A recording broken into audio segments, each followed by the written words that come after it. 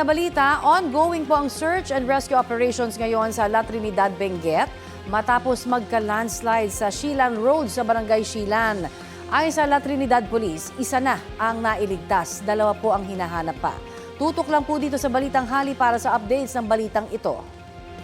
Sa iba pang balita, natangayan ng service firearm ang isang security guard sa Tondo, Maynila. Ang dahilan, nakaidlip po Balitang hatid ni Jomer Apresto. Sa pool sa CCTV ang lalaking yan na lumusot sa harang para makaakyat sa saradong gusali sa Tondo, Maynila pasado alas 5 ng umaga kahapon. Sa isa pang anggulo, may kita siyang dahan-dahang kumikilos habang sumisilip sa kalsada. Maya-maya, isang bagay ang kanyang dinukot at mabilis na tumakbo palayo. Agad namang sumunod ang isang lalaki na gwardya pala ng establishmento. Ayon sa pulisya, ang bagay na dinukot ng lalaki, service firearm ng gwardya na hindi umano nakalagay sa holster at nakasukbit lang sa kanyang bewang. Hindi na raw itinuloy ng gwardya ang paghabol sa lalaki sa pangambang magamit mismo sa kanya ang baril na dinukot ng lalaki. Lumabas naman sa investigasyon ng mga otoridad na nakaidlip noon ang biktimang gwardya habang nanonood ng video sa kanyang cellphone. Kasi 7 to 7 yung duty niya. Pag umuwi siya sa umaga, nag-aalaga pa siya ng anak niya. Pag nag-duty pa siya sa gabi, medyo pagod siya. May person of interest na ang pulisya. Talagang yun ang yun ang gawain niya, yung magnakaw. Inaano natin dito yung makuha natin, especially yung firearm kasi mahirap nun baka magamit pa sa illegal na aktibidad yung baril na nakuha. Sinubukan namin hinga ng pahayag ang pamunuan ng establishmento pero gwardya lang ang humarap sa amin. Tumanggi siyang magsalita sa kamera pero sa kwento niya, kabady niya ang nanakawan ng baril. Saktong nag-iikot daw siya sa loob ng kanilang gusali nang maganap ang insidente. Patuloy ang investigasyon ng pulisya para matunton ang nagnakaw ng baril ng gwardya na mahaharap sa reklamong theft. Jomer Apresto nagbabalita para sa GMA News. Heto na ang mabibilis na balita. Patay ang isang magkapatid matapos mabagsakan ng tipak ng bato sa Barangay San Rafael sa Rodriguez, Rizal kahapon. Ayon sa lokal na pamahalaan, hinikayat na nila noon ang mga residente na linisin ang danger zone pero may mga nanatili pa rin sa lugar. Patuloy ang paalala nila na nananatiling mataas ang banta ng landslide ngayong tuloy-tuloy ang pag-ulan. Ayon sa Pag-asa, hanging habagat ang nagdudulot ng pag-ulan sa Rizal. Arestado ang isang lalaki sa Malabon dahil sa ilang beses na panggagahasa umano sa 3 menor de edad na anak ng kan-live-in partner. Base sa investigasyon, nangyari ang krimen habang nagbabakasyon ang mga biktima sa bahay ng kanilang nanay. Tumagal daw ang umano'y pang-aabuso ng 2 buwan bago magsumbong ang 7 taong gulang na biktima sa kanilang tatay. Kalaunay, nagsumbong na rin daw ang 2 pa niyang anak na edad 6 at 4. Nasa kustodiya na ng pulisya ang akusado na mahaharap sa 11 counts ng rape through sexual assault at 1 count ng statutory rape. Sinusubukan pa siyang kunan ng pahayag.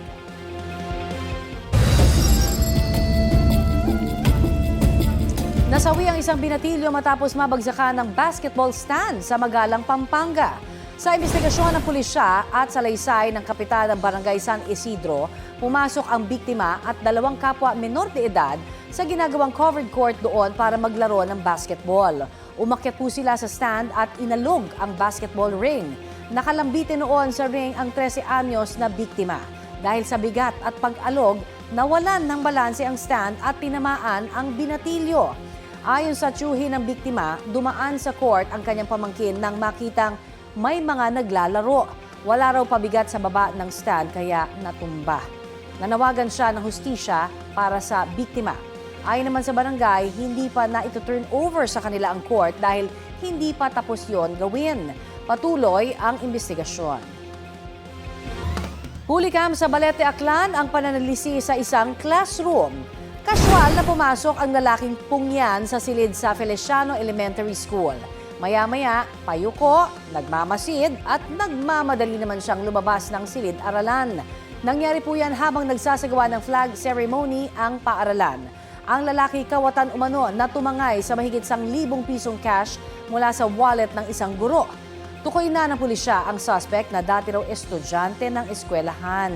Nakipag-ugnayan na raw siya sa pulisya at nangakong ibabalik ang kinuhang pera. Naghihintay ang mga otoridad kung sasampahan ng reklamo ang suspect.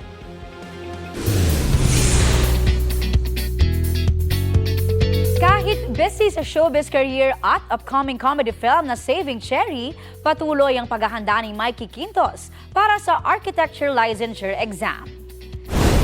Kwento ni Mikey sa akin sa coverage ko sa Saving Cherry, after graduation ay hindi muna siya nag-take ng board exam.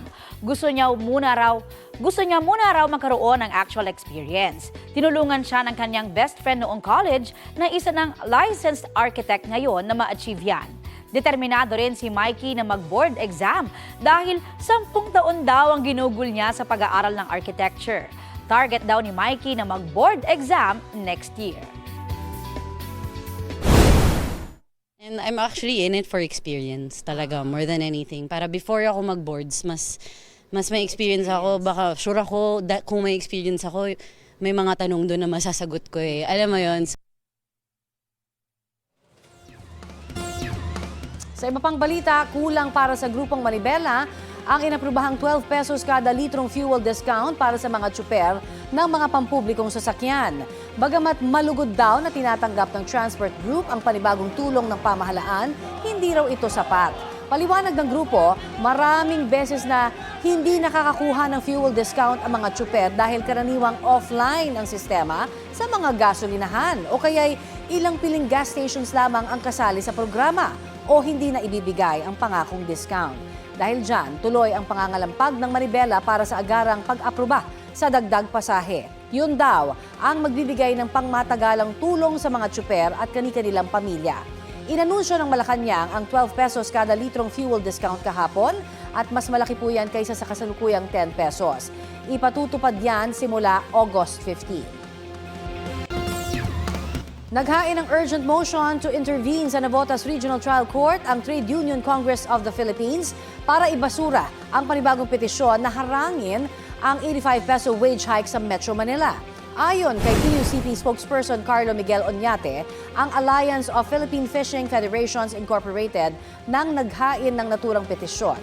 Hindi raw sila papayag sa panibagong tangka na ipagkait sa mga manggagawa ang anilay long overdue na aumento sa sahod.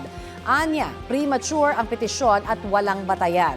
Hindi pa raw kasi nare-resolba ang temporary restraining order na inilabas ng Pasig RTC kung saan naghain ng petisyon ang Redicon Trading and Construction Corporation at R2 Builders Incorporated. Kahapon, nagpasa ng resolusyon ang Senado para sa agarang pagbawi ng Pasig RTC sa TRO. Update po tayo sa landslide sa La Trinidad, Benguet. Tuloy pa rin po ang paghahanap sa dalawang nawawala. Ayon sa mga otoridad, gumuho ang lupa sa Barangay Silan dahil sa patuloy na pag-ulan. Inaabisuhan po ang publiko na iwasan ang Silan Road malapit sa isang eatery para hindi maantala ang inyong pong biyahe. Nauna na pong nailigtas mula sa guho ang isang tao, kani-kanina lamang. Update po tayo sa lagay ng panahon ngayong may bagyong Maymay. Makakausap po natin si Pag-asa Assistant Weather Services Chief Chris Perez. Magandang umaga at welcome sa Balitang Hali. Magandang umaga, Ms. Connie, at sa lahat po ng ating mga taga-subaybay. Sir Chris, tuluyan na hubang hihina at malulusaw ang bagyong Maymay?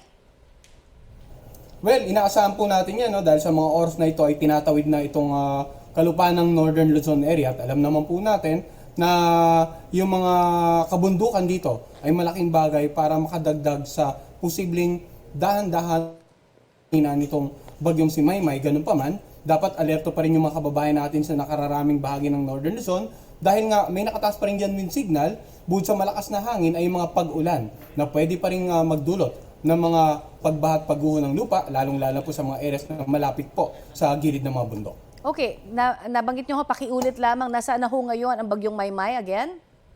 Well, kanina pong alas 10 ng umaga, ito ay nasa may bandang Tanudan, Kalinga, ang location, no? So nasa landmass na po, no? At inaasahan nga natin sa ating forecast track na posibleng ngayong araw ay makatawid na ito ng landmass ng Northern Luzon and possibly maging isang low pressure area na lamang kapag nandito na po sa bahagi ng Philippine Sea, sa kanlurang or silangang bahagi nga ng Northern Luzon area mamayang gabi.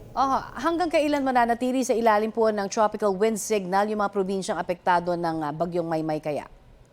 Well, ang nakikita mo natin possibly ngayong araw ay meron pang wind signal number 1, pero baka mamayang hapon ay dahan-dahan pong mabawasan at mamayang gabi ay tuluyan ng mawala. Kasi ngayon nakikita natin ang posibilidad na tuluyang paghina nitong bagyong si Maymay habang tumatawid ng kalupaan ng Northern Luzon. Okay, what about yung habagat po? Yung effect nito mararamdaman pa rin ho ba at least dito sa NCR at mga kalapit po na mga lugar hanggang weekend? Tama po sila, no? Itong pinag-ibayang habagat, dahil sa bagyong si Maymay, inaasahan pa rin na magdudulot nga ng mga pag-ulan dito sa nakararaming bahagi ng Central and Southern Luzon area, no? Maging kasama na dyan ang Metro Manila.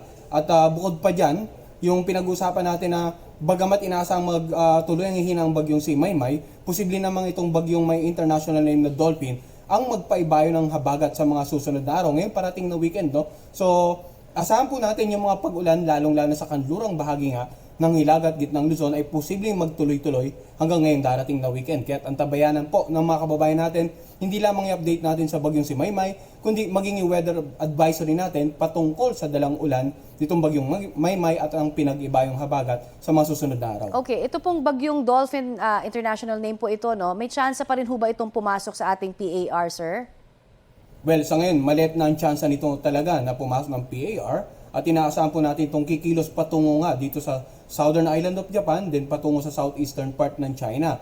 Pero yung pagkilos niyang yon over the next 2 to 3 days, very favorable para patuloy na pag-ibayuhin yung habagat. Kaya yung nabanggit ko nga kanina, yung possibility na kahit na totally maging low pressure area na lamang to si Maymay, rin po natin yung posibleng enhanced habagat this time around dahil sa bagyong may international name na Dolphin ngayong darating po na weekend. Maasahan po natin na ito hong sinasabing paghatak po ng bagyong Dolphin sa habagat ay mas magiging malakas pa ho ba yung mga ulan pa rin natin? Kahit na wala pa rin talagang, sabi nyo nga, mahina, maliit yung posibilidad na ito'y pumasok sa ating Philippine Area of Responsibility. Hindi po natin sinasantabi yung ganyang possibility dahil nga nasa typhoon category ito. Usually, kapag mas malakas ang bagyo, mas malakas ang chance magpaibayo ng habagat na pwedeng magdulot ng mas maraming pag-ulan kumpara sa mga mahihinang bagyo po. Okay, bukod po kay Maymay, kay Dolphin, meron pa ho ba tayong nakikitang iba pa hong mga weather system? Well, over the next 2 to 3 days, ito lang po yung tatlong ito yung inaasahan nating makaka-apekto sa nakararaming bahagi ng Luzon. Pero patuloy po tayong magmo-monitor at magbibigyan update kung magkakaroon ng panibagong senaryo with regards to any other potential weather disturbance sa mga susunod na araw po. Marami pong salamat. Yan po naman si Pag-asa Assistant Weather Services Chief Chris Perez. Maraming salamat din po at magandang araw. Sa ibang balita, tinututulan ng Department of Foreign Affairs ang inilabas na bagong implementing rules and regulations ng China kaugnay sa pagkontrol nila sa Scarborough Shoal o Bajo de Masinloc. Patuloy naman daw ang pagpapaganda sa ugnayan ng Pilipinas at China sa larangan ng kalakalan sa kabila ng patuloy na tensyon sa West Philippine Sea. Balitang hatid ni JP Soriano. Inalmahan at kinontra ng Department of Foreign Affairs ang muling paglalabas ng China ng implementing rules and regulations sa Scarborough Shoal o Wang Yandao kung tawagin ng China. Ayon sa mga lumabas na ulat, layunin ng mga regulasyong ipatutupad ng China na lalo pang palakasin ang kontrol nito sa Scarborough Shoal. Kabilang raw dito ang mga routine patrols para agad maimbestigahan at maaksyonan ang mga ituturing ng China na paglabag sa kanilang batas. In the same manner, we reject this declaration issuance of the different agencies from China, and we call on China to refrain from implementing any measures to withdraw their issuances and respect the Philippines' sovereignty. Ang paglalabas ng China ng mga patakaran sa inaangkin nitong Scarborough Shoal, dati na rin tinugunan ng Philippine Embassy sa Beijing. Ayon kay Philippine Ambassador to Beijing sa eksklusibong panayam sa kanya ng GMA News. I think we have addressed this issue. Of course, we oppose unilateral actions like that. And I think that's where we stand. That's where our department's position is. Kasabay nito, kinumpirma ng Armed Forces of the Philippines na hindi bababa sa 48 Navy ships ng China ang namataan sa West Philippine Sea Kabilang dito ang mga barko ng People's Liberation Army o PLA Navy ng China na namonitor sa Ayungin Shoal at Scarborough Shoal. Nakarating na rin sa Department of Foreign Affairs ang mga ulat tungkol sa sinasabing military drills ng China. What we can assure our public is that the AFP, the PCG are continuously monitoring these incidents, and the Philippine government is committed to protect our interests, uphold our sovereignty, sovereign rights, and jurisdiction. Ayon kay Ambassador Flor Cruz, hindi pa nila natatalakay sa Beijing ang tungkol sa mga drill na ito sa West Philippine Sea, partikular sa Bajo de Masinloc.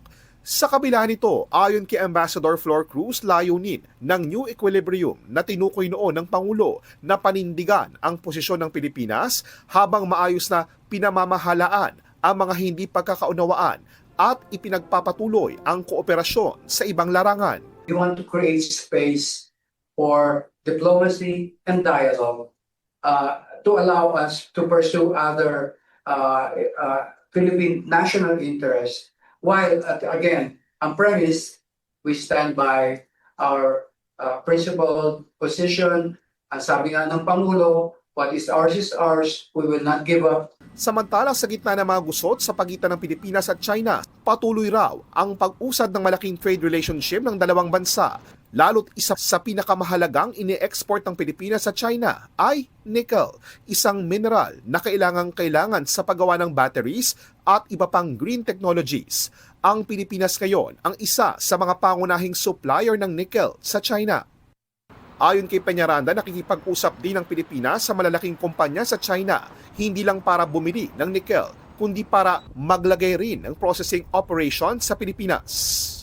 Ongoing yung usapan with some big companies kasi lahat, as you know, everyone is looking for minerals. No? So people are securing that supply. No? So we're working on that. And we also work with related industries na nangangailangan nito. Tinututukan din ng Philippine Embassy sa Beijing ang muling pagdami ng Chinese tourists sa Pilipinas. Ayon sa Philippine Tourism Office sa Beijing, nakatutulong ang pagsugpo sa mga illegal na pogo na sinusuportahan din ng Chinese government para muling mapalakas ang imahe ng Pilipinas bilang ligtas na destinasyon. Bukod sa Boracay at Bohol, lumalakas din daw ang interes ng Chinese tourists sa Dumaguete, Siquijor at Siargao. Kailangan pa rin nating pagandahin yung connectivity, meaning yung more flights to the Philippines, at saka buksan pa yung airport here. Kasi dalawa lang ang international airports na open to Chinese tourists there, Manila and Cebu. Target ng Tourism Office na maibalik sa loob ng 2 hanggang 3 taon ang dating antas ng Chinese tourist arrivals sa Pilipinas. JP Soriano, nagbabalita para sa GMA News. Magandang balita hatid ni Alex Ayala. Pasok na po sa round of 32 ng Canadian Open ang Pinay tennis star. Sa round of 64, nakatapat ni Ayala si Alicia Parks ng Amerika.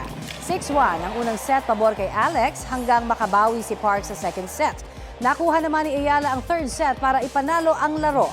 Sunod na makakalaban ni Ayala sa round of 32 si Katie McNally ng Amerika. Sa iba pang balita, isang jeep na nawalan umano ng preno ang nagdulot ng karambola sa Marcos Highway sa Antipolo, Rizal. Balitang hatid ni EJ Gomez. Normal ang takbo ng mga sasakyan sa Marcos Highway, Barangay Mayamot, Antipolo City, pasado 1:00 ng hapon nitong Miyerkules, nang biglang lumipat ng linya ang isang jeep at mabilis na bumuntot sa nasa unahang van. Tumama ito sa kaliwang likurang bahagi ng van. Ang jeep nagdire-diretso ng takbo. Sa isa pang CCTV video, kita ang jeep na sumalpok sa mga nakahintong sasakyan sa stoplight. Ang jeep nawalan umano ng preno ayon sa mga otoridad. Habang sila ay naka-stop, bigla silang binunggo nung jeep. Ako din sa driver na wala ng preno. Bumangga siya dun sa MPV. Yung MPV naman, tumama naman dun sa tricycle. Then tricycle tumama naman dun sa van. So, 4 na vehicle ang involved. Respondihan po namin yung driver ng tricycle na yung naipit yung binti niya o paa niya hanggang sa binti. Kasama kasi niyang pamilya niya, tapos yung anak niya ang medyo na yung bata nauntog. Walang pahayag sa media ang driver ng tricycle na nagpapagaling sa ospital. Iginiit ng driver na nawala ng preno ang minamaneho niyang jeep. Pumutok po yung sa hose niya, sa preno po. Naisip ko po kanina, kung ibabangga ako sa tao, makakapatay po ako. Kaya ginawa ko, sa mga sasakyan ko na lang po binangga. Pasensya na po, wala pong may kagustuhan nun. Hindi ko po sinasadya, humingi po akong kapatawaran. Ayon sa pulisya, nagkaareglo ang driver ng jeep at mga driver ng mga nabangga nitong sasakyan. Nangako ang jeepney driver na sasagutin ang pagpapagamot sa mga sugatang biktima. Gayon din ang pagpapagawa ng mga nasirang sasakyan. EJ Gomez, nagbabalita para sa GMA News. After magpakilig sa You're My Favorite Song, aabangan naman si Sparkle star Heath Hornales sa GMA Prime. Sunod kasing mapapanood si Heath sa Kapuso action series na Task Force Firewall. Excited si Heath at ready nang sumabak sa maaksyong eksena. Matatandaan na napanood din ng Sparkle actor as guest sa Never Say Die. Saktong araw ang guesting ni Heath sa Task Force Firewall na itinuturing niyang preparation para sa upcoming action series na Hari ng Tondo na pagbibidahan ni Dennis Trillo at Ruru Madrid. Natutuwa po ako na na-experience ko po both, na action tsaka po pakilig, pa-sweet. Ayun, pero ngayon I'm really excited din po dito sa project po na to na magagawa ko na po yung action na gusto ko, kaya ayun, I'm really happy and thankful.